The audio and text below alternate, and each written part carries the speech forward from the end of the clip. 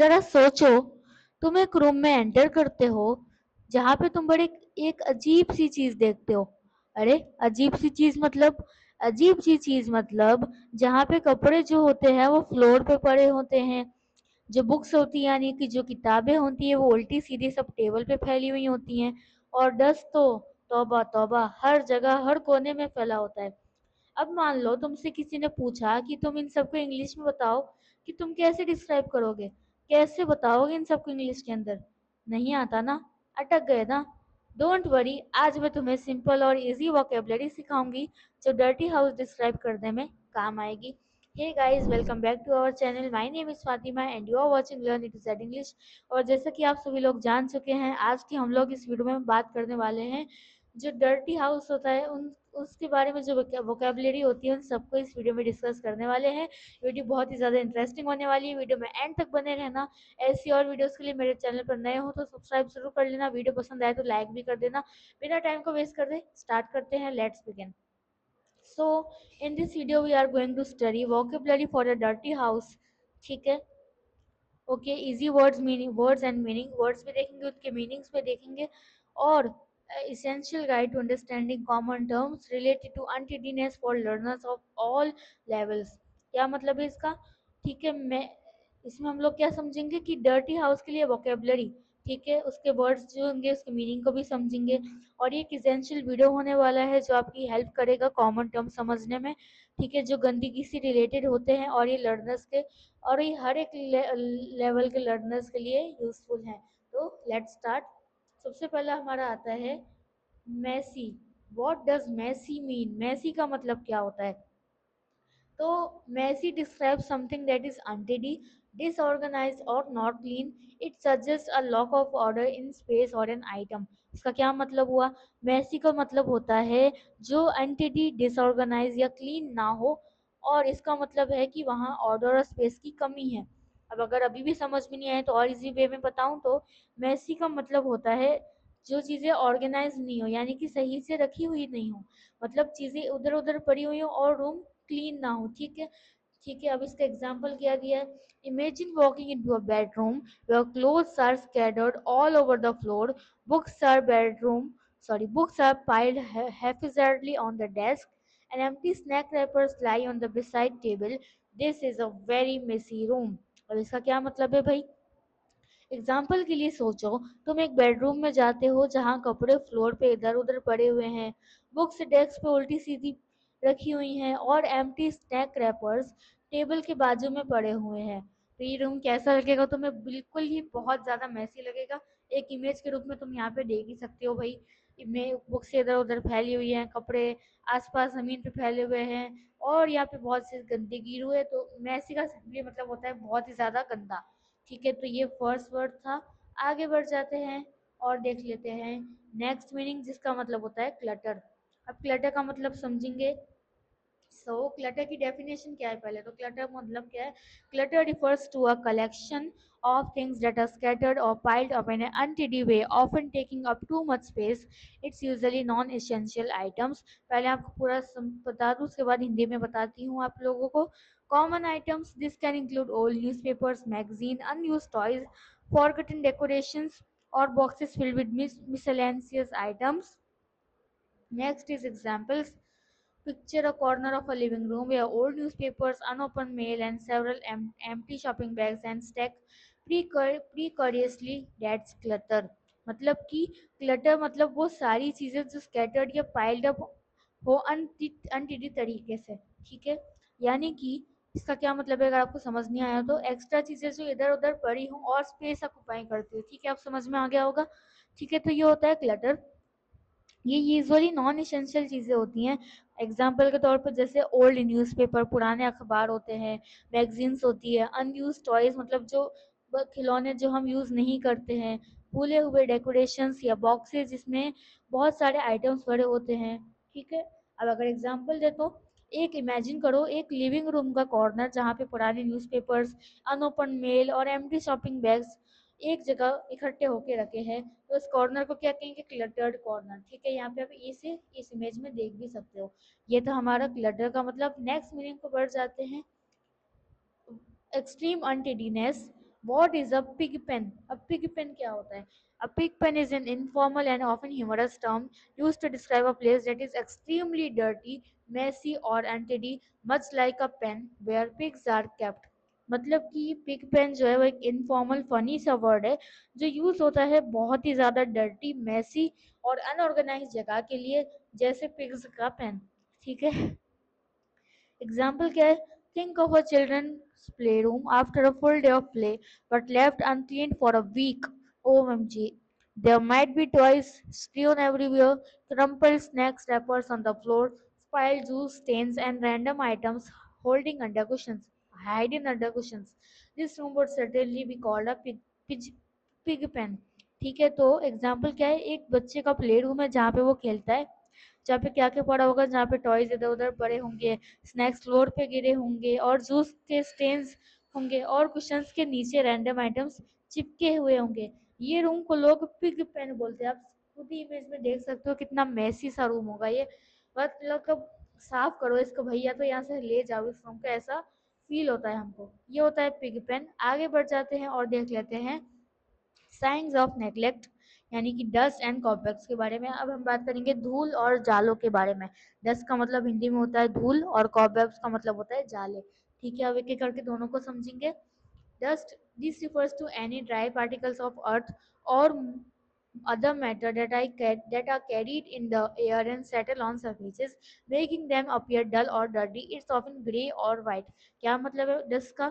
छोटी छोटी ड्राई मिट्टी, सूखी मिट्टी या पार्टिकल्स जो हवा के साथ उड़ते आते हैं और सरफेस पे सेटल हो जाते हैं, उन्हें डल या डर्टी बना देते हैं। ठीक है, और ज्यादातर ग्रे या फिर व्हाइट कलर के ये होते हैं। ठीक है, फॉर एग्जाम्पल यहाँ पे दिया नहीं है, मैं आप लोगों को एग्जांपल बता रही हूँ कि टेबल पर एक लेयर ग्रे पाउडरी जैसा बन जाता है, उसको डस्ट कहते हैं। आपने कई बार देखा होगा। ठीक है।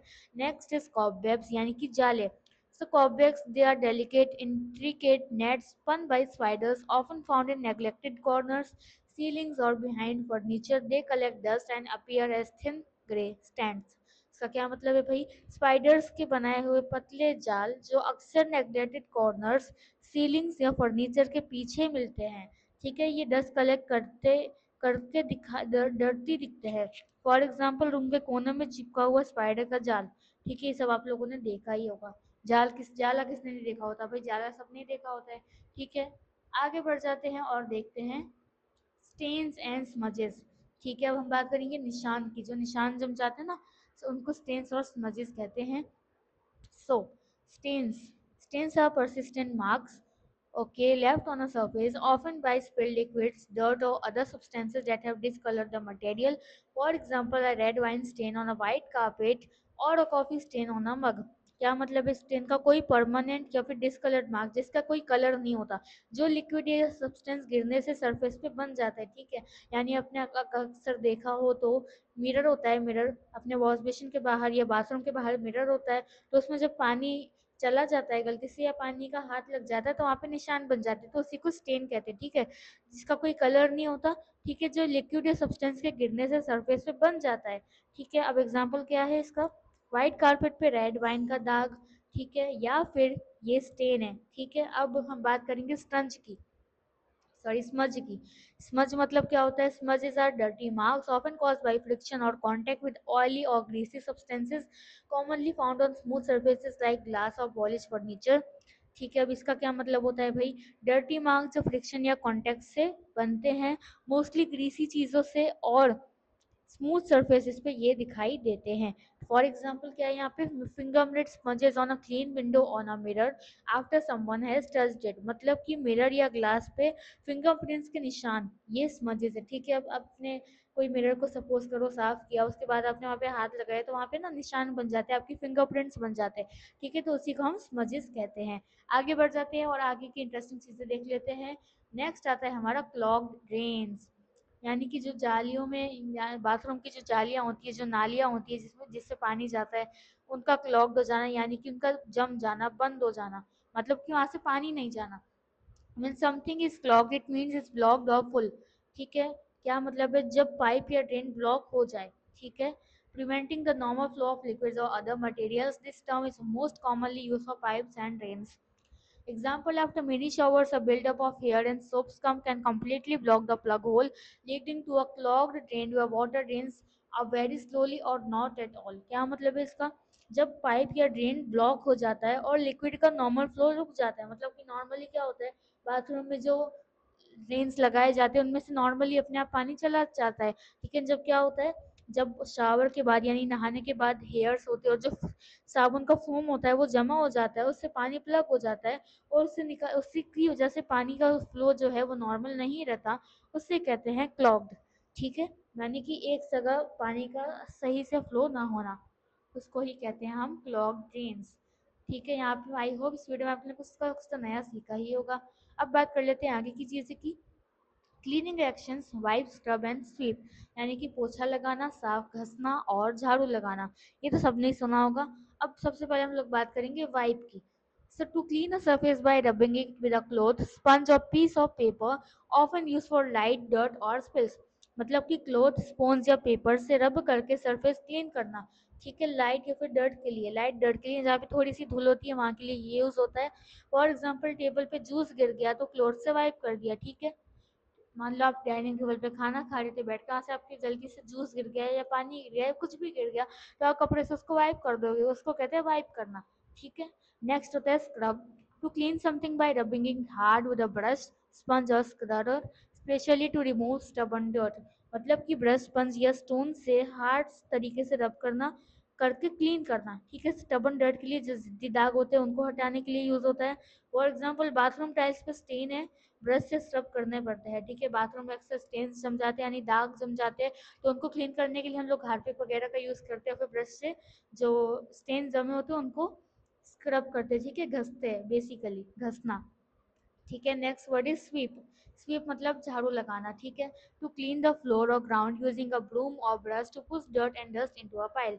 मतलब कि ब्रूम या ब्रश से, यानी कि झाड़ू या फिर ब्रश से जो जमीन होती है उसको साफ करना, धूल को या डर्ट को इकट्ठा करना और घर में से धूल को निकाल देना, उसको कहते हैं झाड़ू लगाना। ठीक है, तो यहाँ से हमने आप आई होप आपको आज की इस वीडियो में बहुत कुछ नया सीखने वाला होगा, आपने नए न्यू न्यू वर्ड सीखे होंगे और आपको इस वीडियो में बहुत मजा आया होगा। अब भाई एक और बात कर लेते हैं कि हमने सफाई की बात करी तो सही इतनी सारी, लेकिन वाई कीप और हाउस क्लीन, अपने हमें हमारे घर को साफ सुथरा क्यों रखना चाहिए। So the benefits of cleanliness यहाँ पे देख लेते हैं। Why keep our house clean, अब हमारे घर को हमें साफ क्यों रखना चाहिए। A clean house provides a welcoming pleasant environment, it smell fresh, feels comfortable and creates a sense of peace. मतलब कि एक क्लीन हाउस हमेशा वेलकमिंग और प्लेजेंट लगता है, फ्रेश स्मेल आती है, कंफर्ट फील होता है और सुकून यानी कि पीस मिलता है। Next is it significantly reduces the presence of dust, allergens and germs which are crucial for maintaining good health and preventing illness. ठीक है, डस्ट, एलर्जेंस और जर्म्स कम होते हैं, हेल्थ बेहतर रहती है और इलनेस प्रिवेंट होती है। यही दो मेजर रीजंस है जिसके लिए हमें हमारे हाउस को क्लीन, साफ सुथरा रखना चाहिए। That's all for today. I hope आपको आज के इस वीडियो में बहुत मजा आया होगा। अगर आप अभी तक वीडियो बने हुए हैं, thank you so much for watching. We hope this video has helped you expand your vocabulary for describing a dirty house. Remember, practice makes perfect. ठीक है, मुझे उम्मीद है कि इस वीडियो ने आपकी डर्टी हाउस वोकेबलरी को एक्सपेंड करने में आपकी हेल्प की होगी। याद रखो कि practice makes perfect. Daily practice करो, इन वर्ड्स को अपने डेली कन्वर्जेशन में यूज़ करो। जब प्लेसेस डिस्क्राइब करोगे, जितना ज़्यादा यूज़ करोगे उतनी ज़्यादा प्रैक्टिस रहेगी। साथ ही इन्हें अप्लाई करना एक जेंटल रिमाइंडर है कि अपनी जगह भी ऑर्गेनाइज और क्लीन रखो। ठीक है, तो वीडियो पसंद आई हो तो लाइक ज़रूर कर देना। और हाँ, एक और बात याद रखना, अब आपको डर्टी हाउस डिस्क्राइब करने के लिए पावरफुल वर्ड्स तो मिल ही गए होंगे, इसी बात पे वीडियो को एक लाइक जरूर कर देना। एक लास्ट रिमाइंडर याद रखना कि क्लीन घर is equal to clean mind.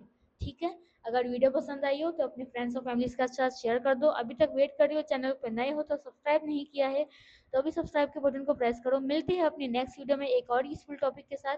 Till then keep learning and keep growing. I will see you all in the next video, of course. Thank you so much and bye bye.